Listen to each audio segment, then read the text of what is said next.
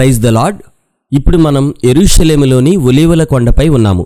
నా వెనుక ఒక పసుపు కలర్ డోమ్ కనబడుతూ ఉంది కదా, అదే ఆలయ పర్వతంపై ఉన్న డోమ్ ఆఫ్ ద రాక్ అనే కట్టడం. అంటే మొదట్లో సొలొమోను రాజు మొదటి ఆలయాన్ని ఇక్కడే నిర్మించాడు. మొదటి ఆలయం పడవేయబడ్డాక రెండో ఆలయం కూడా ఇక్కడే నిర్మించబడింది. అంటే అది మోరియా పర్వతం అన్నమాట. దానికి ఎదురుగా తూర్పు వైపున ఒలీవల పర్వతం ఉంది. అంటే ఇప్పుడు మనం ఉన్న పర్వతమే ఒలీవల కొండ. ఆ ఒలీవల పర్వతంపైనే మనం ఉన్నాం. ఇక్కడి నుండి చూడండి, యెరూషలేము పట్టణం మొత్తం కనబడుతోంది కదా. ఆ డోమ్ ఆఫ్ ద రాక్కు ఎదురుగా కనబడే గోడ యెరూషలేము నగరపు పాత గోడ. గతంలో అక్కడే ఆలయం ఉండేది కాబట్టి ఇప్పుడు అదే ప్రదేశంలో మూడవ ఆలయం నిర్మించాలని చూస్తూ ఉన్నారు. బైబిల్లో వ్రాయబడినట్లుగానే యెరూషలేము ఆనాటి నుండి ఈనాటి వరకు చాలా పెద్ద వ్యాపార స్థలంగా ఉంది. ఇక్కడ ప్రతి ప్రదేశంలోనూ ఏదో ఒక వస్తువులు అమ్ముతూనే ఉంటారు. ఇక్కడ కొందరు వ్యాపారస్తులు వారి వద్ద ఉన్న వస్తువులను అమ్మడం మనం చూస్తూ ఉన్నాం. ఇదిగో ఒరిజినల్ వాయిస్తో మీకు వినిపిస్తున్నాను, వినండి.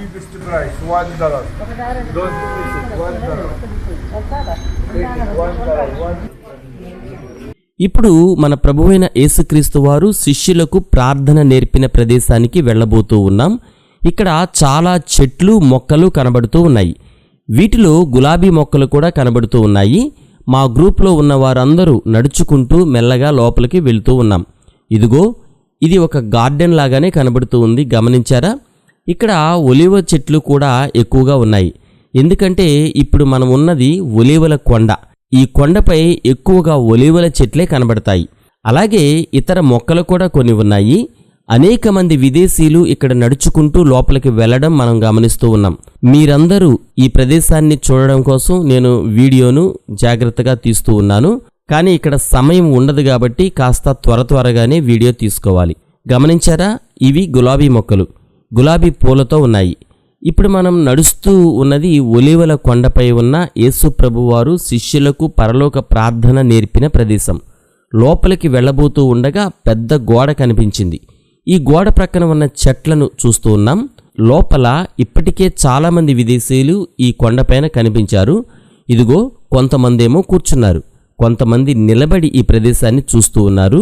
కొందరు గైడ్లు వారికి ఈ ప్రదేశం గురించి వివరిస్తూ ఉన్నారు. ఇప్పుడు మనం ఈ ఒలీవల కొండపై ఉన్న ఒక గుహలోనికి వెళ్ళబోతూ ఉన్నాం. ఆ గుహలో యేసు ప్రభువారు తన శిష్యులకు ప్రార్థన ఎలా చేయాలో నేర్పించారు. దాన్ని మనం పరలోక ప్రార్థనగా ప్రతిరోజు చెప్తూ ఉంటాం. అక్కడికి వెళుతూ ఉండగా ఈ గోడల మీద కొన్ని బోర్డులు కనబడుతూ ఉన్నాయి కదా.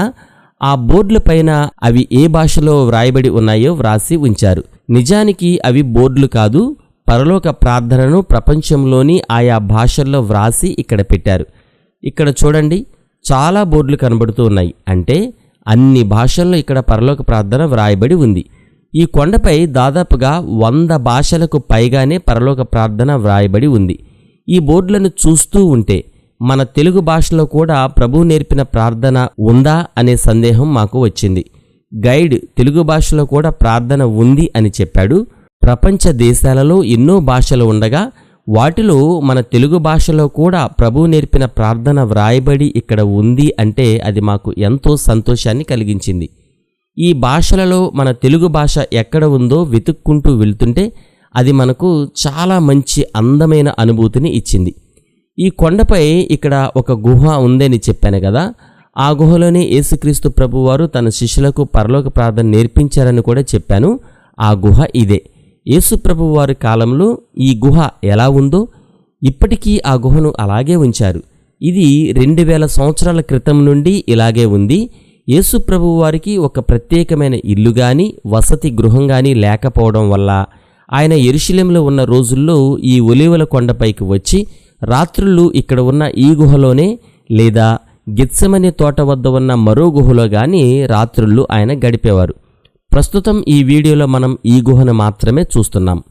ఇదిగో ఇప్పుడు మనం యేసు ప్రభువారు ఒలీవల కొండపై రాత్రుళ్ళు బస చేసిన అంటే విశ్రాంతి తీసుకున్న ఆ గుహలోనికి వచ్చాం.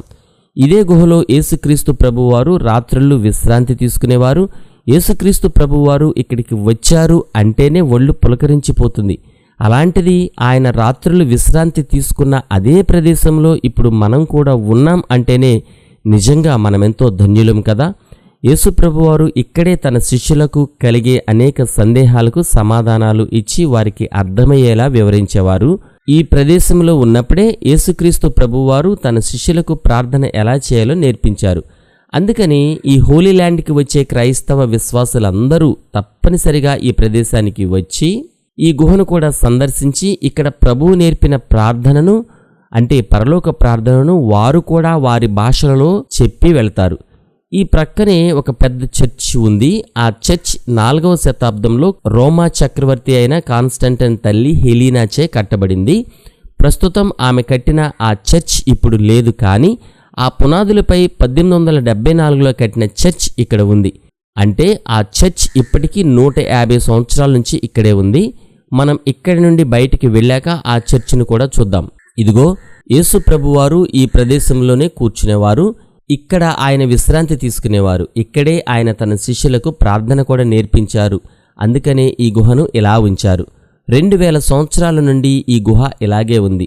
ప్రపంచవ్యాప్తంగా వచ్చే అనేక మంది క్రైస్తవ విశ్వాసులు గాని పర్యాటకులు గాని తప్పనిసరిగా ఈ ప్రదేశాన్ని సందర్శించి వెళ్తారు. ఇదిగో ఇక్కడ ప్రభువు నేర్పినట్లుగానే ప్రార్థనను తెలుగు భాషలో మేము కూడా ప్రార్థన చేశాము.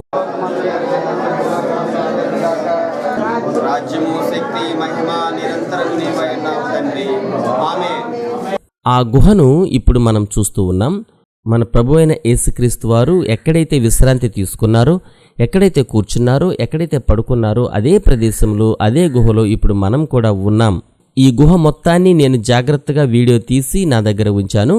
ప్రభు చిత్తమైతే మరలా ఇక్కడికి రావాలని అంటే హోలీ ల్యాండ్కి రావాలని ప్రయత్నిస్తూ ఉన్నాం. కానీ ప్రస్తుతం ఇక్కడ యుద్ధం జరుగుతూనే ఉంది.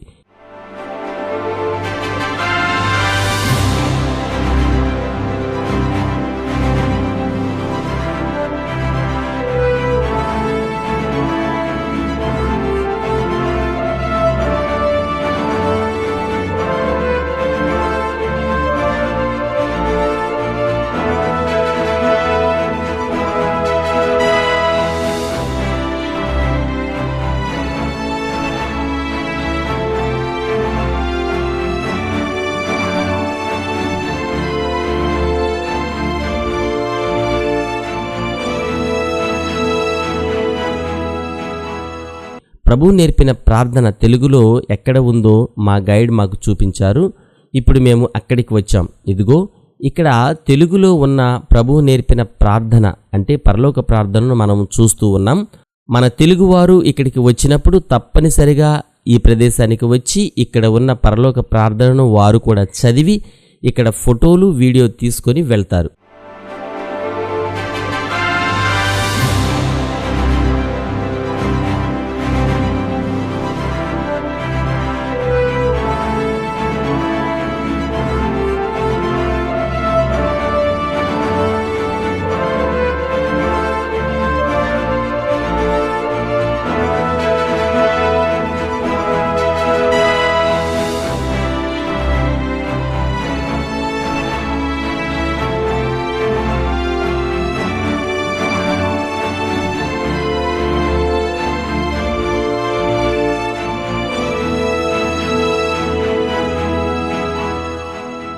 ఇదిగో ఇక్కడ కొన్ని మెట్లు ఉన్నాయి చూసారా?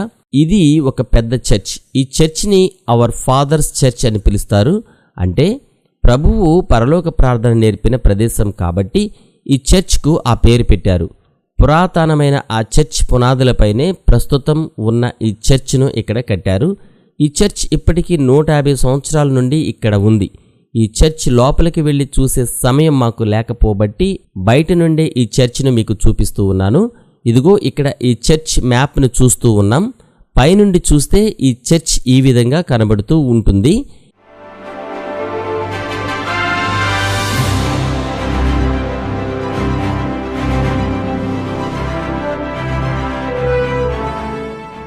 ఇదిగో మనం మ్యాప్లో చూసిన ఆ చర్చ్ పై ఉన్న సిలువను ఇప్పుడు మనం చూస్తూ ఉన్నాం. ఇది యెరూషలేము పట్టణంలోను ఎక్కడి నుండి చూసిన ఈ టవర్ పై ఉన్న సిలువ చర్చ్ చాలా స్పష్టంగా కనబడుతూ ఉంటాయి. మనమందరం ఈ చర్చిను సందర్శించడానికి ఇది చిరస్మరణీయమైన చర్చ్. ఇది ఖచ్చితంగా సందర్శించదగిన చర్చ్. ఇక్కడ చాలా ఆలివ్ చెట్లు కూడా ఉన్నాయి మరియు నడిచే దారులు కూడా చాలా ఉంటాయి. ఈ ప్రదేశం చాలా ప్రత్యేకంగా కనిపిస్తూ ఉంటుంది. ఇక్కడ వాతావరణం కూడా ప్రశాంతంగా ఉంటుంది. ఈ ఒలివల కొండ పైన వేల సమాధులుంటాయి. ఆ సమాధులలో క్రైస్తవ సమాధులు, ముస్లింల సమాధులు, యూదుల సమాధులు, రాజుల సమాధులు, ప్రవక్తల సమాధులు, సామాన్యుల సమాధులు ఉంటాయి. ఈ కొండపైన కొన్ని ప్రత్యేకమైన చర్చిలు ఉన్నాయి. ఇదే ఒలీవల కొండపై నుండి యేసుక్రీస్తు ప్రభువారు ఆరోహణమైన ప్రదేశం కూడా ఉంది. అక్కడ కూడా ఒక చర్చిని కట్టారు. ఆ చర్చిని కూడా ఇంతకు ముందే మన ఛానల్లో చూపించారు. అలాగే ఇదే ఒలీవల కొండపై యేసుక్రీస్తు ప్రభువారు చివరిసారిగా ప్రార్థించిన గెత్సెమనే తోట కూడా ఉంది. ఆ తోటకు దగ్గరలో రాత్రుళ్ళు ఆయన విశ్రాంతి తీసుకున్న మరో గుహ కూడా ఉంది. ఆ గుహను మరో వీడియోలో మీకు చూపిస్తాను.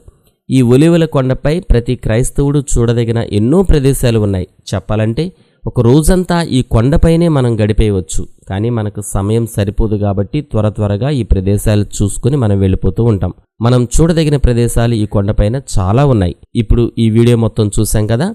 ఈ వీడియో మీకు నచ్చినట్లయితే కనీసం కొందరికైనా ఈ వీడియోని షేర్ చేయండి. మరో వీడియోతో మళ్ళీ కలుద్దాం. Praise the lord.